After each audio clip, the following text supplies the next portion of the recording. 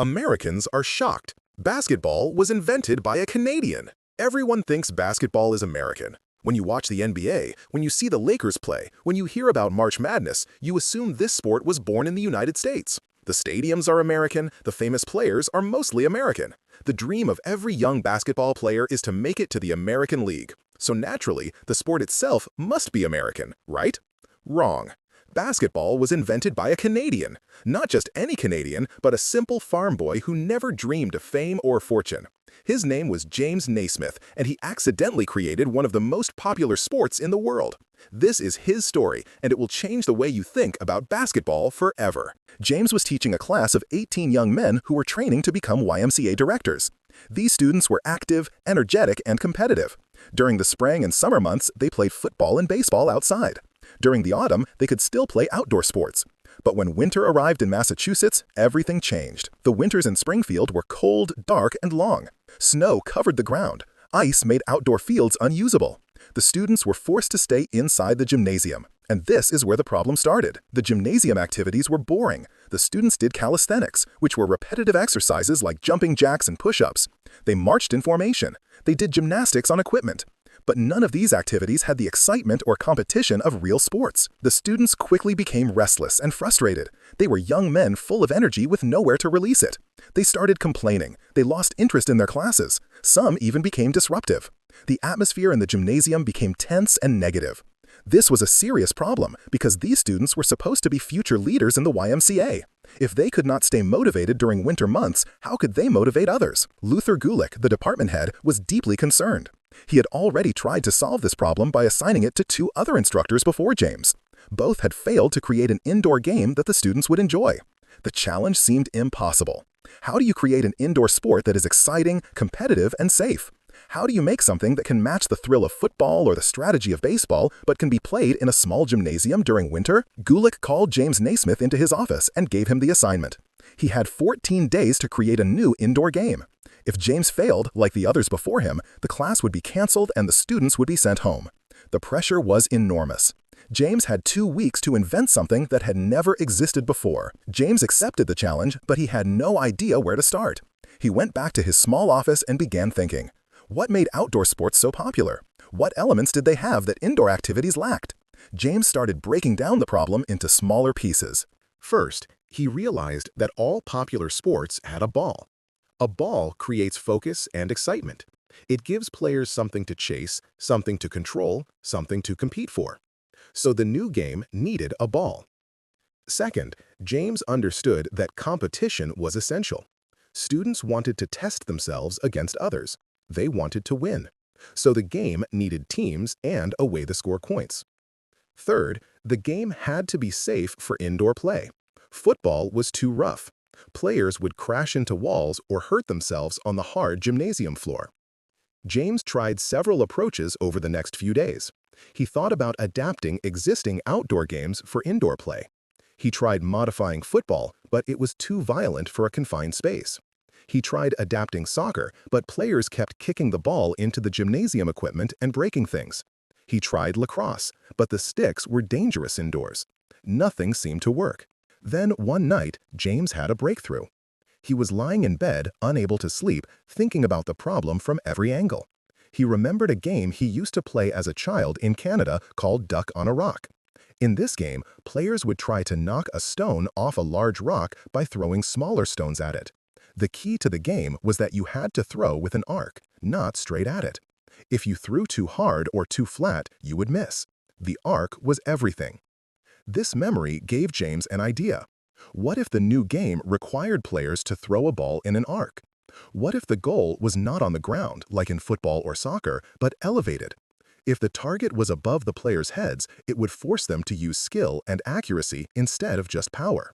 It would also make the game less physical and violent. You could not tackle someone or crash into them if you were focused on throwing a ball upward. James got out of bed and started writing down ideas. The game would have a ball.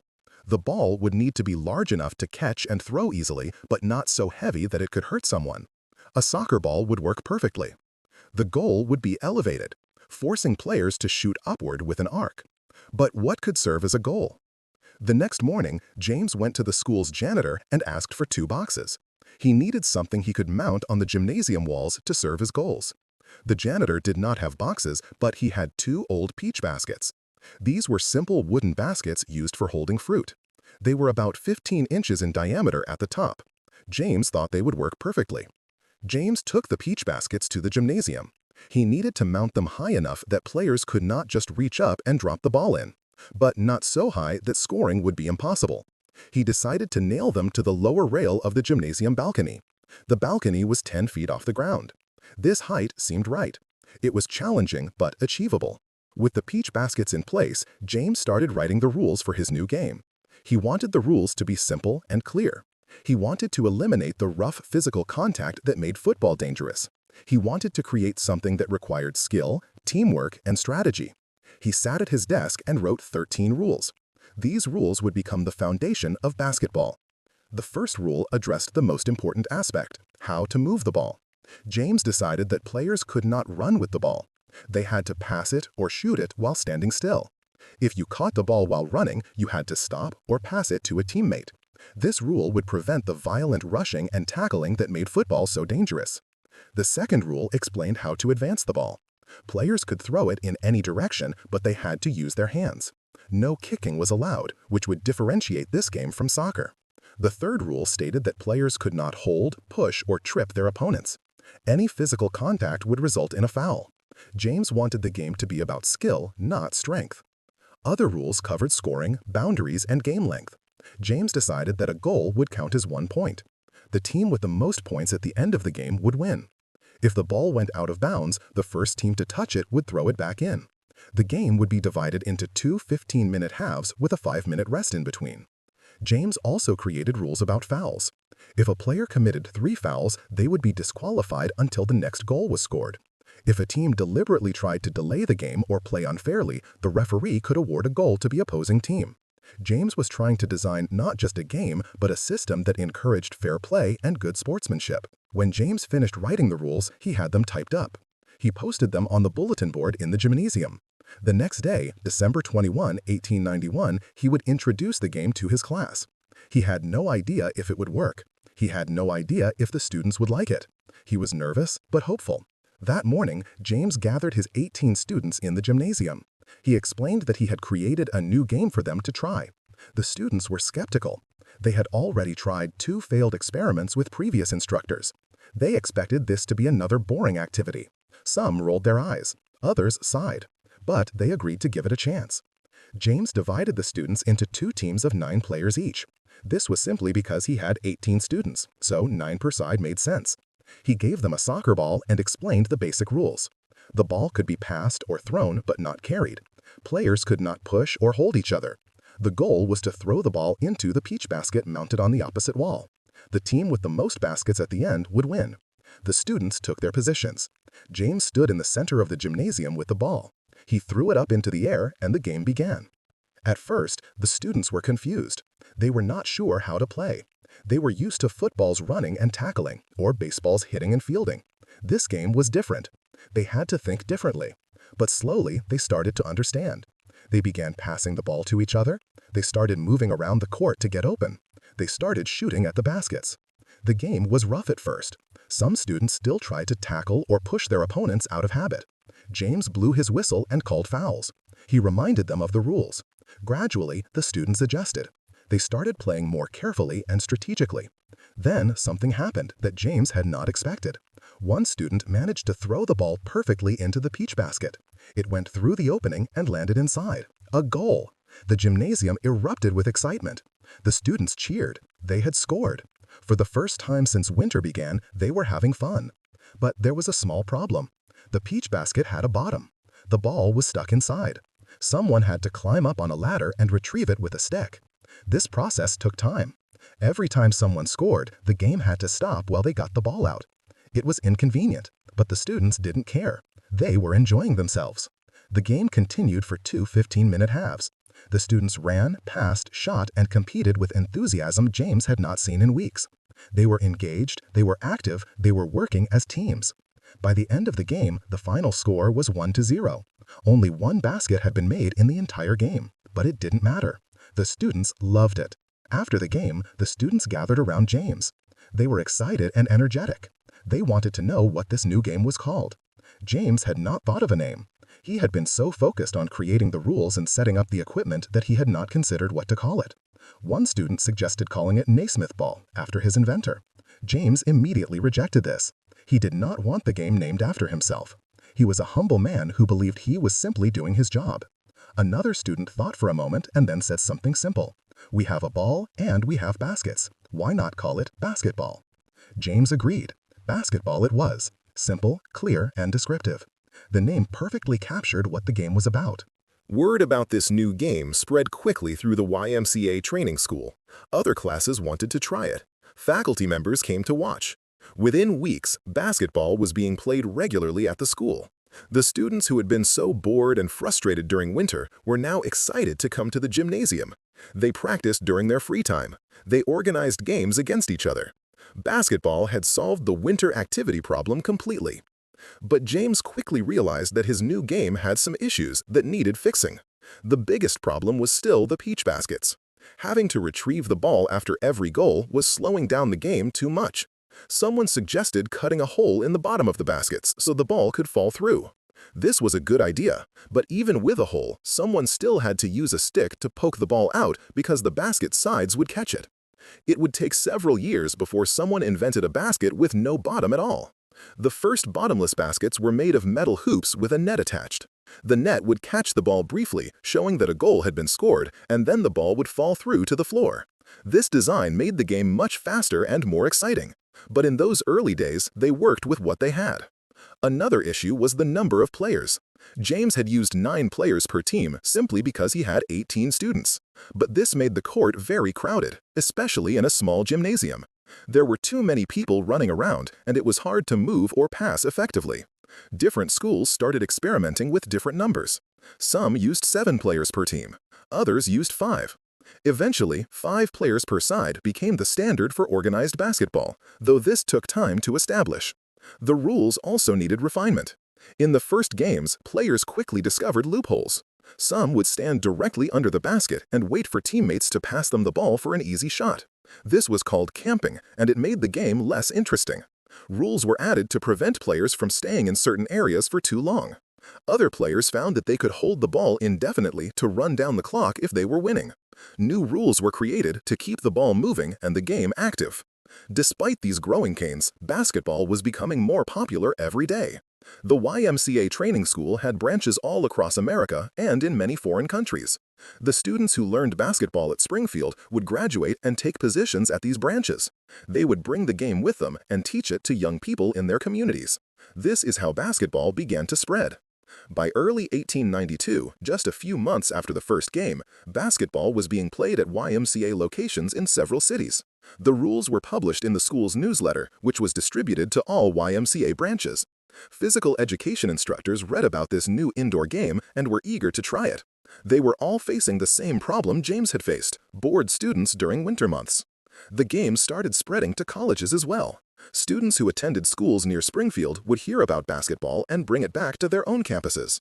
Young men who visited the Springfield YMCA would play a game and then want to start playing at home. The growth was organic and rapid.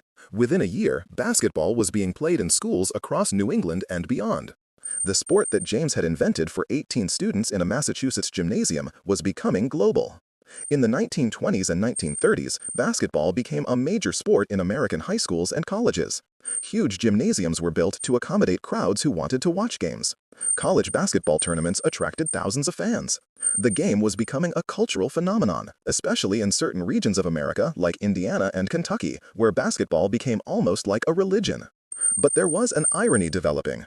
As basketball became more and more popular in the United States, Americans began to think of it as their sport. It was being played in American schools. American colleges had the most famous teams. American players were the best in the world. The game felt American in every way. People started assuming it had been invented in America by an American. Very few people knew or remembered that the man who invented basketball was Canadian. James Naismith was not promoting himself or telling his story. He was quietly working at Kansas, teaching students and living a modest life. He never wrote an autobiography. He never sought publicity. As far as he was concerned, his role in creating basketball was finished. The game had taken on a life of its own. In 1936, something extraordinary happened that would bring James back into the spotlight. The International Olympic Committee decided to add basketball to the Olympic Games for the first time. The Olympics that year were being held in Berlin, Germany. This was a huge honor for basketball. It meant that the sport was now recognized as a major international athletic competition alongside track and field, swimming, and gymnastics. The United States Olympic Committee wanted James Naismith to be there. He was 75 years old by this time, retired from teaching and living quietly in Kansas. The committee raised money to pay for his trip to Berlin. They wanted the inventor of basketball to see his game played on the world's biggest stage. James agreed to go, though he was characteristically humble about it. He did not seek attention or glory. He simply wanted to see what his game had become. The trip to Berlin was long and tiring for a man his age, but James was determined to attend. When he arrived in Berlin and went to the basketball venue, he was stunned by what he saw. Thousands of people filled the stands. 23 nations had sent teams to compete. Players from Canada, the United States, Mexico, Brazil, Estonia, Latvia, Italy, Switzerland, China, Japan, and many other countries were there. These young men from all over the world had gathered to play the game he had invented 45 years ago in a small gymnasium. The basketball competition was held outdoors on clay courts because the organizers did not have access to large indoor facilities. This created some unusual conditions. The weather in Berlin that August was rainy and cold. The clay courts became muddy. Players slipped and struggled to dribble the ball, but they played anyway with passion and determination. The level of skill was impressive. These players had practiced for years. They had strategies, plays, and techniques that would have amazed the students who played that first game in Springfield. James watched the games with tears in his eyes.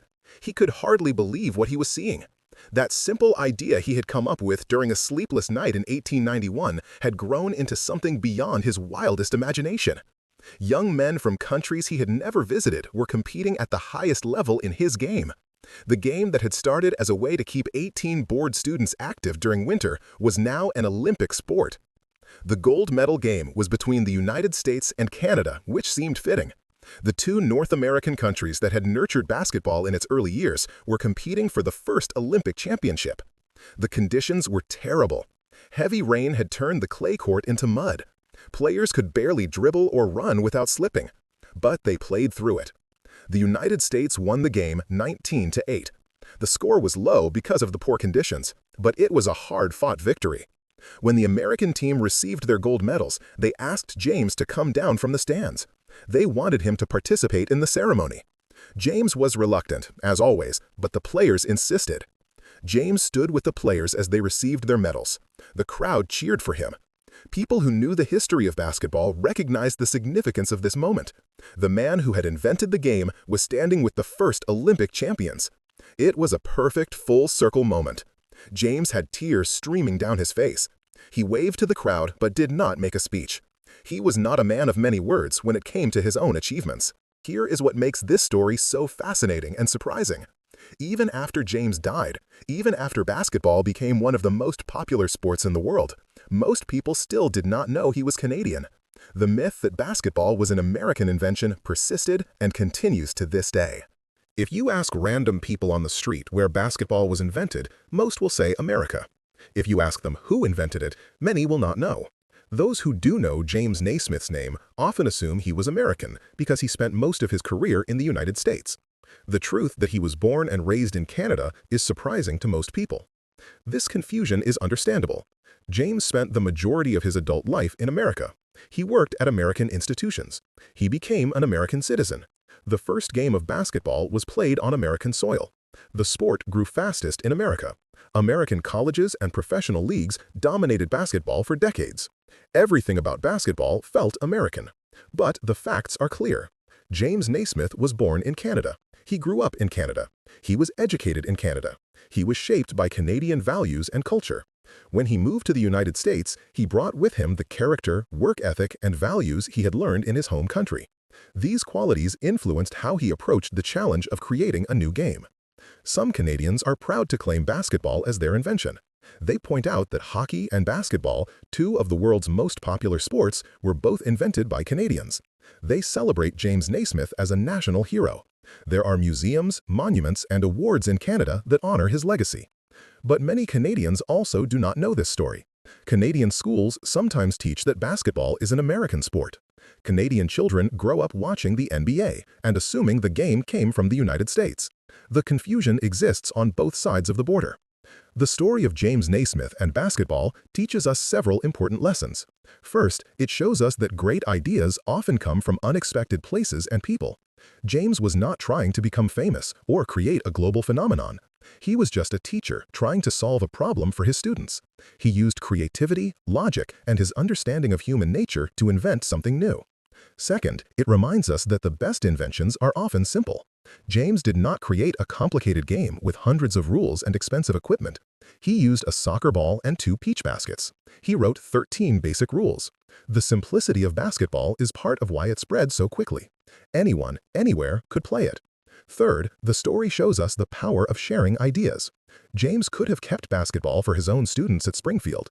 He could have tried to patent it and make money from it. But he did not. He shared the rules freely. He encouraged other teachers and schools to try it. Because he was generous with his invention, it spread around the world and brought joy to billions of people. Fourth, the story shows us the power of myths and misconceptions can develop, even about well-documented history. Basketball's origins are not a mystery. There are records, documents, and eyewitness accounts of its invention. Yet many people still believe it is an American invention. This shows us the importance of learning history accurately and not accepting assumptions as facts. The next time someone tells you basketball is an American sport, you can smile and tell them the real story. You can tell them about a Canadian farm boy who became an orphan, found faith, loved sports, moved to Massachusetts, faced a challenge, invented a game, and changed the world. You can tell them about James Naismith, the man who gave us basketball. And maybe, just maybe, that story will remind us all that the best things in life often come from unexpected places, created by humble people who just want to make the world a little better. That is the true legacy of basketball. That is the true legacy of James Naismith. Basketball was invented by a Canadian, and the world is better for it.